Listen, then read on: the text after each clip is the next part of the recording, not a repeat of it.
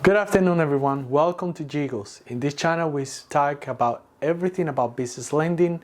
My goal is to help small businesses that rely on debt financing unlock lendable growth to help us create sustainable and profitable businesses, especially if you don't come from wealth.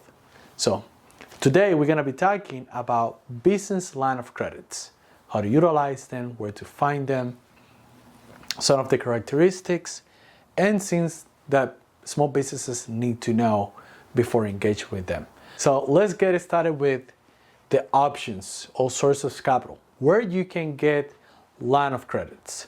So you can go with traditional lenders. I'm talking about big banks or community or regional banks, or online lenders like Blue Vine and Headway Capital, right? Those are technically right now in the market financial institutions that can actually give you a line of credit, meaning that when you apply for them, the money, let's say that you get approved for $100,000, part of that money gets, or when you withdraw from that line of credit, that money gets deposited in cash into your checking account, right? And then from there, you can do, whatever you need to do and pay that back. So that is a line of credit, completely different from a credit card. Credit card is just plastic. So you have those two, the traditional big banks, community or regional banks, and then online lenders or fintech lenders, however they want to call themselves these days. The requirements. If you come from TikTok, I focus on requirements. Time in business, I say 3 years or more. You have to be profitable, you have to have phenomenal credit, and you have to be clear about the use of funds. Now, those requirements are specifically meant for traditional lenders, which I work the most with them, right? Now, I've been doing this for 7 years, and my background is with Lendia, which is the biggest marketplace for small business lending. This completely changes when it comes to online lenders. You might have just literally 1 year in business when they actually give you a line of credit. You don't have to be profitable. Sometimes you don't even have to have good credit. And yes, the use of funds are still meant to be for your short-term needs, right? So that hasn't changed. It's exactly the same. Line of credits is a short-term financial product meant to resolve your short-term financial needs that you might have on your business depending on your industry. So that is one thing that they have in common. But that change on time in business, on profitability, or personal credit, what do you think that actually affects? Because you can get a line of credit with some of these online lenders pretty fast. So they are really fast on getting you capital. But with traditional, you're looking at 2 to 3 weeks, sometimes a whole month in order to get the same amount of money. So now we have the options and we know the requirements.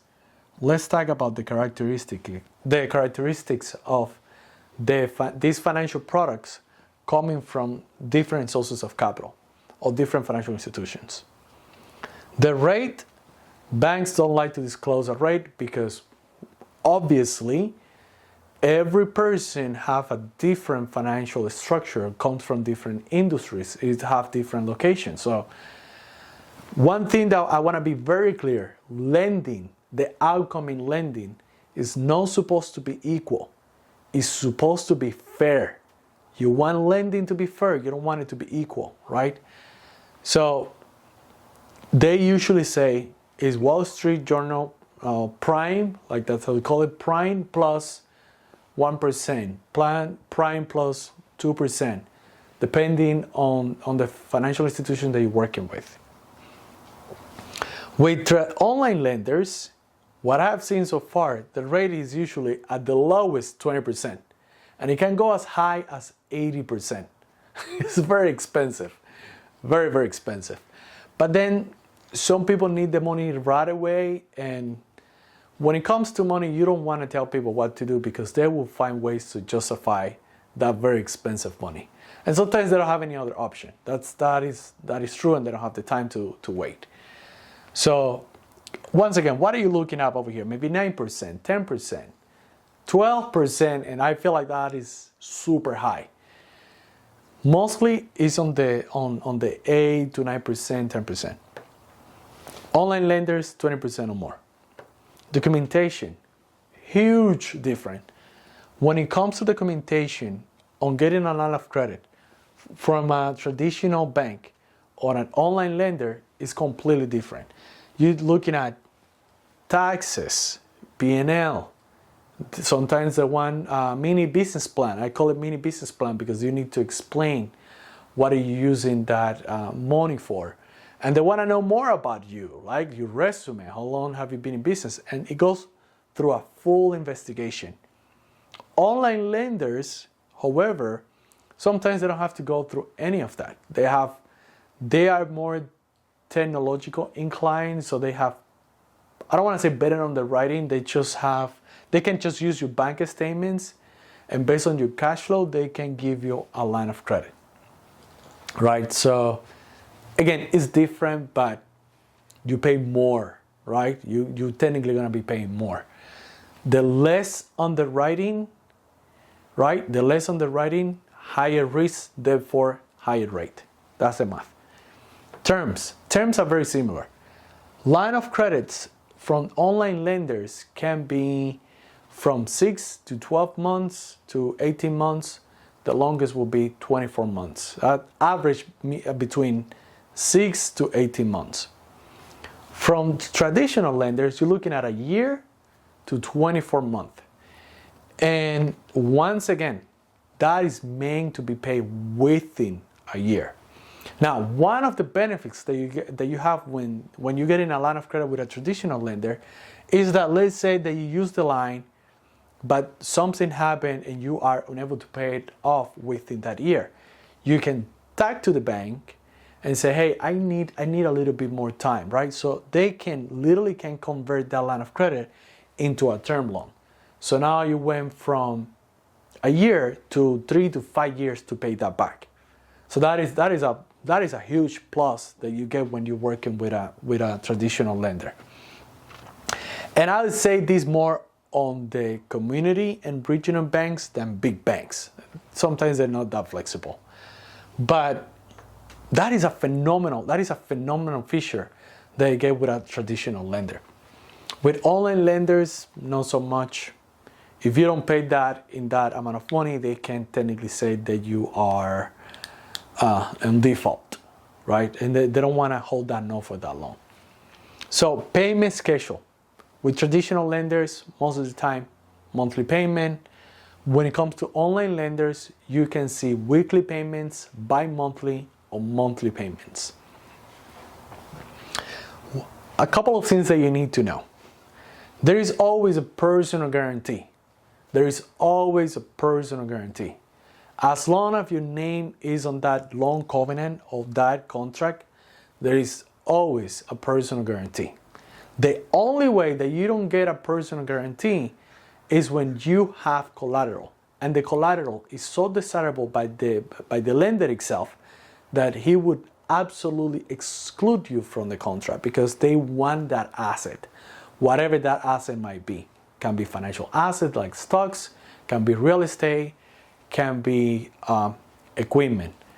Otherwise, there's always going to be a personal guarantee. UCC filings. This is another thing. The UCC filing, meaning that whenever you take that loan, especially with traditional lenders, they're going to put a UCC on your business. So let me give you an example how this can be an issue sometimes. Let's say that you're a construction company, right?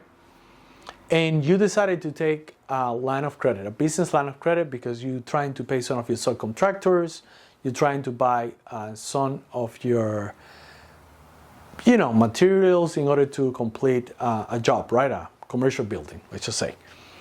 When you put a UCC, especially the one from big banks, when they put a UCC, they call it a blanket lien in all of your assets. So let's say that 2 years later, you need to buy a piece of equipment. And the bank says, you're dealing with with Wells Fargo or Chase. It's like, hey, I need to buy this equipment, but the lender doesn't want to go in second position. On the equipment side, it's a little bit different because the equipment lender can put a UCC specifically on that equipment, right? So something goes wrong, they just take back that equipment. But sometimes that can become an issue because that lender might say, well, this UCC that the bank has with you is based on